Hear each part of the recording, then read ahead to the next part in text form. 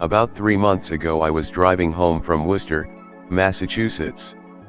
On my way home I saw one of the most fucked up and bizarre things I have ever witnessed. It was probably around 2 a.m. when it happened. I was in the city with a couple of my friends and my girlfriend. We were at the hookah bar, catching up and having a few drinks. The bar closes pretty late and we didn't get out of there till well after midnight. After dropping my friends off at home, I brought my girlfriend to her house so she could grab her car. The plan was for her to follow me to my house and she was going to spend the night. She had work in the morning and needed her car so she could leave directly from my house and not have to force me into driving her. I was all for this because, to be frank, I'm usually very lonely at night and I enjoy the company of my beautiful girlfriend. It's not too often I can convince her to sleep over. It's a very nice night, a little on the cold side for July, but crystal clear skies and a perfect thumbnail moon hanging overhead. I live in the back country of Massachusetts. It's basically all woods, farms, and bumpy, pothole-littered roads.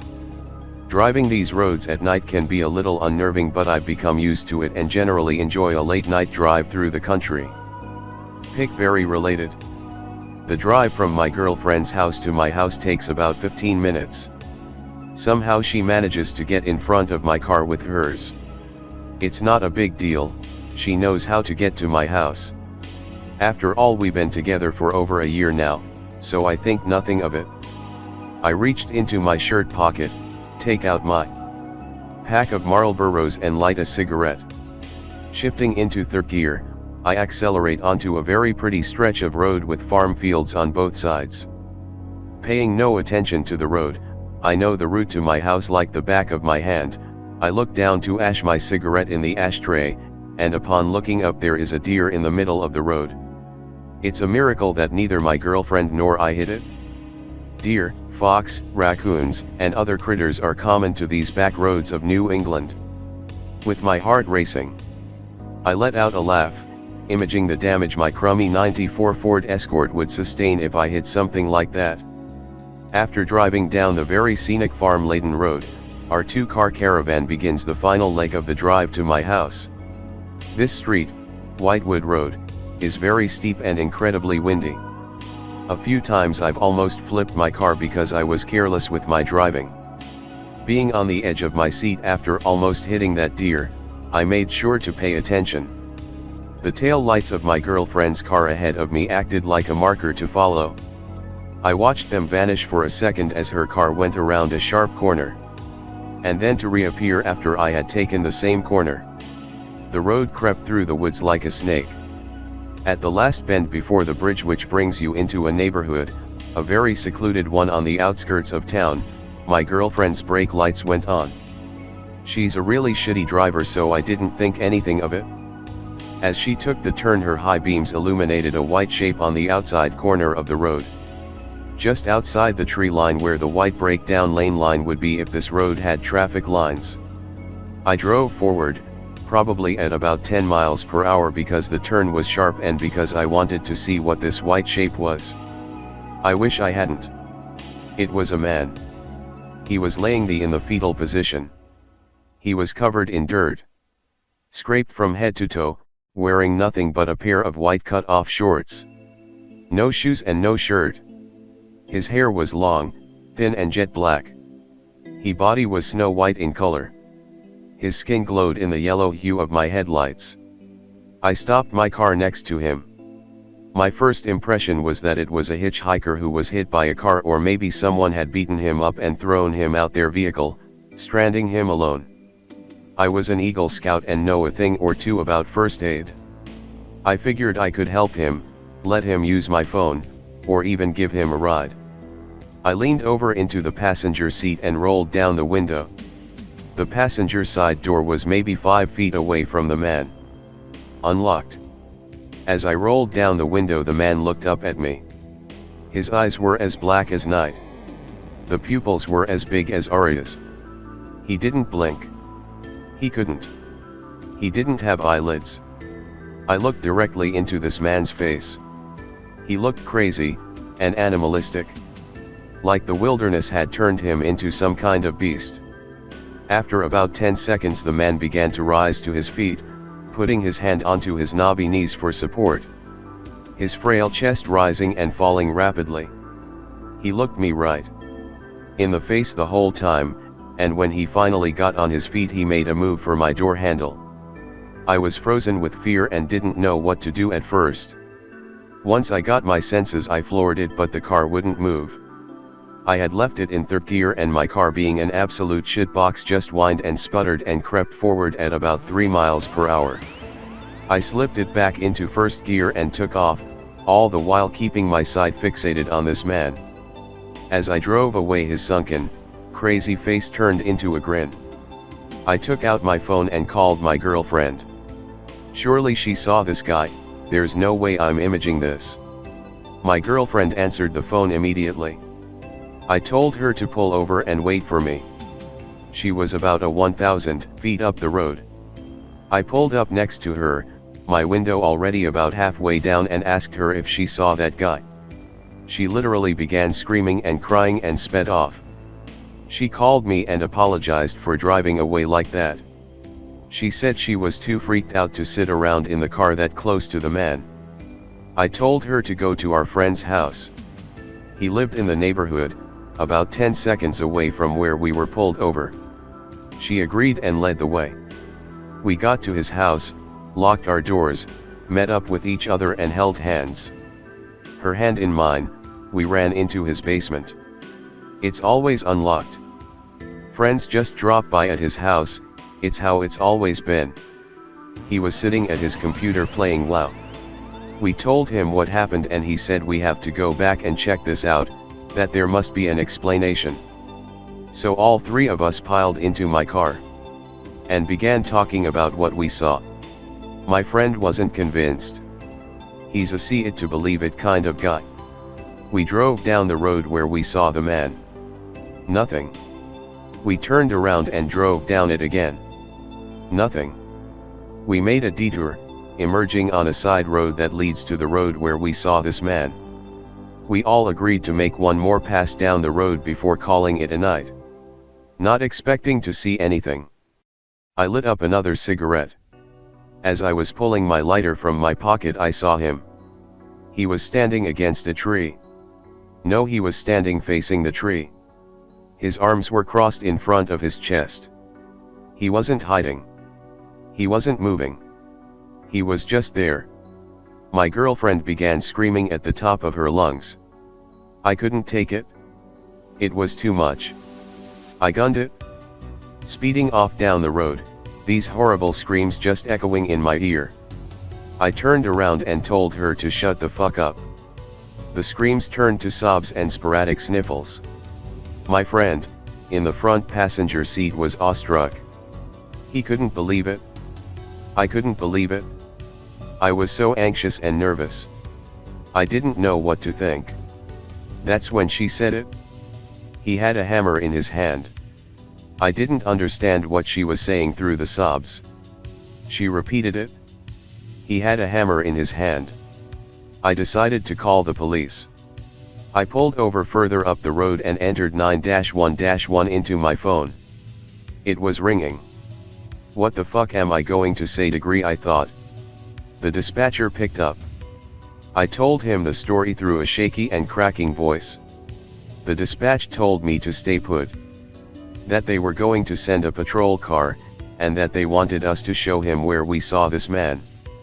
We obeyed and waited for what seemed like an eternity. Every sound seemed like him. Every movement seemed like it was him. We didn't speak. I just sat there, chain smoking. Just as I lit a cigarette, the officer showed up. I flicked the butt onto the ground and proceeded to show him where we saw this guy. There was nothing to found. After waiting around with the cop for a while, answering his repetitive questions, we left. We decided to go to McDonald's for breakfast. It was around 4:30 a.m. now. We made our trip back down Whitewood RD. We passed the spot where we were pulled over, the spot where I called the cops from. That's when I noticed something. My high beams caught the reflection of an object on the ground. It was a hammer. I stopped the car to look. It was most certainly a hammer, and not 3 feet away from it was my barely smoked cigarette. I don't drive down this road anymore. I can't bear the thought of what might have happened if we sat pulled over on the side of the road for any longer. The police said they would continue their investigation, but I don't think they'll do shit. Somewhere in the woods of Whitewood Road there's a man that has no reason being there, and to be honest I never want to know what he was doing. The whole story is true. You can believe me if you want, you can say this is just made up, say I'm trolling, whatever. I don't care. But I promise. The image of that man, him as I've come to refer to him, grinning at me will be burned into my mind for the rest of my life. Things in my life have been pretty crazy in my life recently, /x/, and I thought I might share since I've heard stories from here. I don't really expect anyone here to believe me, and that's fine. This is intended to be mainly therapeutic to me. I want to tell at least someone what's happening to me. I lived near an old patch of woods in North America when I was about 12. When I say old, I mean primordial old. Shit lives in there that you never knew existed. I lived in a little town, at the end of a dead-end lane, before people started moving in and making changes to the town. I had 3 friends that I always hung out with over vacations, and during the summer, we didn't all go to the same school, but we lived in the same town. Taylor, Josh, Pepper, and me. The woods were kind of ours, nobody went, or goes, into the woods. There are no roads that went through them, and it was just better to avoid them unless you were really young, stupid, or high. Sometimes, a neighboring farmer's animal would get lost in the woods, and though attempts would be made to find it, rarely any animals were ever found. If they were, they usually died of shock shortly thereafter. I can detail the sorts of things we found in the woods, but that might be for later. The shit we found was pretty awesome. But in the summer of '98, something happened that I can't really remember. Pep, Taylor, Josh, and I went into the woods, and apparently were kidnapped. We spent nearly 48 hours in there, but I can hardly remember anything. Here's what I can remember. At around 5 o'clock in the evening in August, we all met at the end of the lane where we usually did before we headed off to play. Because it was before the time of reliable contact with parents, my mom gave me her watch and told me to remember to be back in by 7.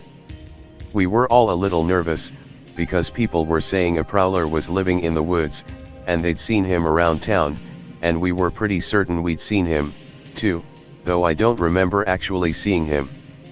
I remember running into the woods behind Pep and Taylor. Josh was fastest, and he was already over the fence and into the woods. We must have gone to the fort we found. It was probably the remnants of an old house, but it was pretty unrecognizable to us. I remember hearing something crashing in the woods, and Josh asking if we heard it, too. I remember telling Pepper she should stay put, and we would go check it out. After that, I don't remember anything.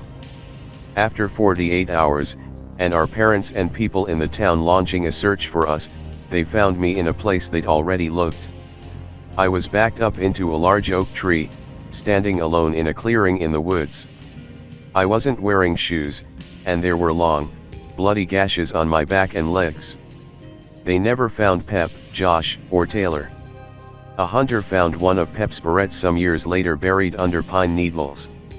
He said he'd only seen it because he'd been up in his stand, and he had seen a glint below him. Some college kids found an old cache of our stuff that we must have left in a kind of burrow.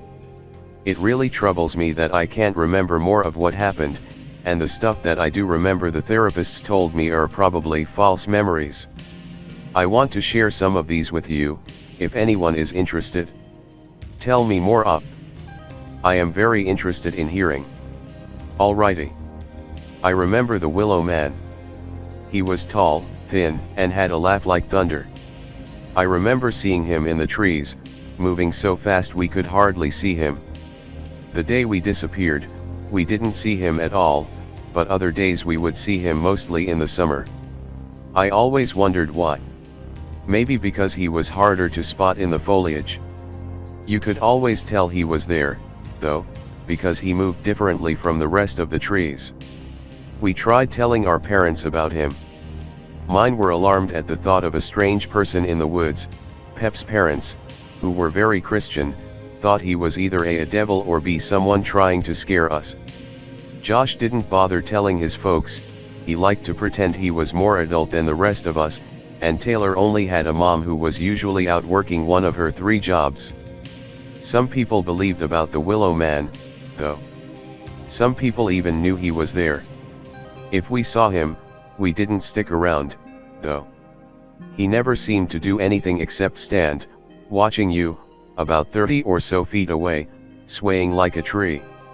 To be honest, that summer we were a little obsessed with the Willow Man. We always knew he was there, but I remember Josh making it his life's mission to find the Willow Man that summer. The rest of us regarded the Willow Man the way you would usually think about a monster in your closet. You were pretty sure he was there, but you didn't have any real proof, except that you were scared as hell. So the summer began with us looking for places the Willow Man would be. This turned out to be pretty stupid. We automatically assumed he would be in dangerous, hard to access, or creepy places. In the woods, there were frequently old, abandoned buildings. Another town used to be next to ours about 200 years ago, and had been since subsumed by the woods. What happened to the people in the next town, and why didn't it exist anymore? They probably all moved out into other surrounding towns, but we like to think that the Willow Man had gotten them. You could still find old cobblestone paths peppered throughout the woods, and if you followed them, you could trace the outlines of the old towns. We decided that the town's graveyard and what we decided was a cheese factory were the most likely places for the Willow Man to be. I think we quickly decided the graveyard was a wash. I remember going there one evening, and finding a few graves in the dozen or so that were there were empty. While unsettling and creepy, Taylor, Pep, and I didn't take it to be obvious evidence of the Willow Man's movements, but Josh thought otherwise. He was sure it was the Willow Man's work. He had either dug their bodies back up, or these were graves where the people were dead, but no one ever found their bodies. I remember spending a few weeks of sleepless nights, waking up and looking into the woods after that, to make sure the Willow Man hadn't followed me home. The cheese factory was a little different.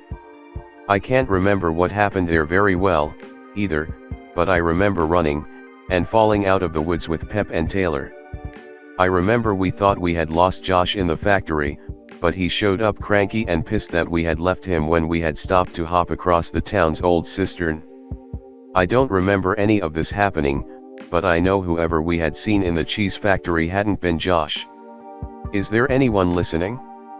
I feel so empty talking to silence. The old town was generally where we spent the first few weeks looking for the Willow Man. There honestly wasn't that much to explore, since it was all run down and before the advent of electricity. There was also a sort of watchtower made of wood somewhere in the center of the woods. While you might think that we were trespassing, this thing was as old as dirt, hewn from whole trees by probably axes, and held together by old, rusty metal nails. It was the most curious construction.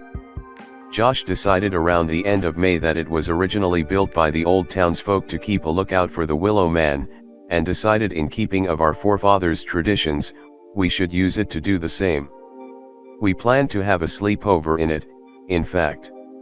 I remember lying straight-faced to my parents about sleeping over at Josh's. We all did, in fact, except Josh. We all snuck into the woods at around 5, and climbed up the watchtower. It was close enough to the village that I could see the town fire hall, right at the edge of the woods. The watchtower wasn't that tall, maybe 15 feet or so, and it had a great ladder that we discovered could be pulled up through a lever system. We didn't manage to spend the whole night. At around 8, we started hearing this aggravated breathing and crashing through the undergrowth, and then this long moaning. It could have just been someone who was high or drunk, but we spent about another hour sweating out the noises before we got too scared and booked it out of the woods. It didn't seem like anything pursued us, but when we went back to the tower the next day, the crackers, fruit snacks, and soda we had brought had been torn through and strewn around the clearing. That part right there scared me more than anything else in the whole ordeal. Sorry guys, something weird is going on when I try to post. Every fucking time, something happens, so it takes me a few minutes. I think it might be worth telling you that the woods don't belong to anyone. I think it's a state park now, or something, or a preserve, or something like that. In any case, no one can use it for foresting, except for growth management every once in like 5 years or something. As a side note, after the kidnapping, my family moved away from the town for about a decade. We didn't sell the house or anything, we lived with my mom's parents in the next town over for a while, before moving out to Seattle for a few years. When I was about 18, we moved back into our old home. I didn't, and still don't remember what happened, so going back home didn't feel that traumatic for me. I felt like Pep, Josh, and Taylor were still here. I still do feel that way, to a certain extent. I just don't know where they are, or what happened to them. Your feeling of them still being there is probably due to you not being there to let it sink in that they're gone, and the sudden return of all the old feelings of the town brought that one too. Does anyone have any idea what this thing might be? Anyone heard similar stories or know of any myths? I'm interested now. You're probably right, it still doesn't feel real. I keep expecting them to just show up. In any case, after the watchtower, we found something like a burrow farther into the woods. There were 3 rocks, 2 propped up, and 1 on top, leading down to a hole in the ground. At first we were distracted, thinking it was an animal's den or something, but after shining flashlights, tossing in noisemakers, and finally crawling in, we discovered it was actually a deserted cave. There was a rank, rotten smell there, more human than animal. It's weird that I remember it to this day, or maybe I only remember remembering. There were things around the burrow that made you almost think a person lived there. There was a little hole where water dripped down from the ceiling, and made a kind of water dish. In the corner, there were old magazines and the ends of gnawed bones. We were puzzled as to what to think of it. We figured it was probably some hobos, or a college kids. But then Josh decided this was where the Willow Man took the people he stole, and kept them here, before they disappeared forever. Taylor chipped in, figured he ate them, but we all knew that wasn't true. The Willow Man didn't eat people, that was just stupid. It took a few days to sufficiently stake out the burrow. In fact, it took about 2 weeks before we moved on from it, figuring it to be a bust. Nothing ever happened while we were there, so we figured it was safe enough to use for ourselves, and we decided to keep different Willow Man hunting odds and ends there. At one point, we ended up stashing a whole Coleman tent in there, but it ended up getting shredded to hell in the end of July, which was when we decided to stop using the burrow. Besides, we were pretty sure someone else was trying to use it, too. When we would visit the burrow, sometimes our stuff would have been gone through, or sometimes missing. Occasionally there would be drag marks outside the opening of the cave, which creeped us out more than anything. I'm going to step out for a while guys, I've got some things to do, and I have to go to work soonish, but I'll be back. A lot of the other shit is pretty surreal, and probably didn't happen. For example, I remember seeing the Willow Man outside of my house where the woods meets my lawn, clinging to the tree closest to my house and staring into my room. He would reach up and scrape the window to my room with his fingers and whisper, "Come play." And I would scream and scream, and no one would come for me. Another time, I remember playing in the tree house in my yard next to the woods with Pep. We were playing a card game, I think Uno, when we heard the snuffling against the side of the tree house, like a dog had gotten up there. We both froze, and it continued until it reached the entrance of the treehouse, when we heard something digging into the wood, like an animal scrabbling to get in. We both started screaming in terror, and eventually my dad showed up, but he acted like nothing was wrong. He just popped his head up into the treehouse and asked if we wanted sandwiches for lunch. I think I mentioned before how keyed we were before we disappeared in August. It was kind of like that through the whole summer. Josh became increasingly more irritable and moody, and Taylor would space out, and not hear things right away. Pep became kind of skittish, and hung around me for comfort. At first, you might think this was just normal prepubescent stuff, but the change was so sudden and radical, that it stood out like a sore thumb. Pep's mom was even threatening to send her to a psychiatrist.